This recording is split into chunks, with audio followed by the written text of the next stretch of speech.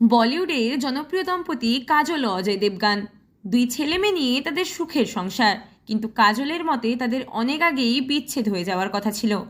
এই কথা শুনে সকলেই অবাক। কেন বললেন কাজল এমন কথা?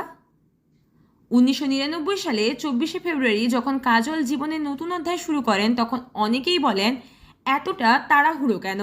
পাত্র অজয় দেবগনকে ঠিক মনে ধরেনি তার পরিবারেরও।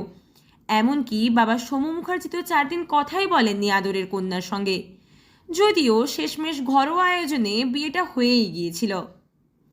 দাম্পত্য জীবনে কখনো গদগদ প্রেমের প্রকাশ দেখা যায়নি এই দম্পতির মধ্যে।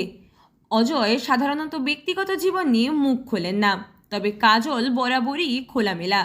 এভাবেই তারা একসঙ্গে কাটিয়ে দিলেন 25টা বছর। সম্প্রতি একটি ইন্টারভিউতে কাজল বলেন, আমরা একে অপরের থেকে অনেকটাই আলাদা। সেই অর্থে দেখতে গেলে আমাদের অনেক আগেই বিচ্ছেদ হয়ে যাওয়ার কথা ছিল।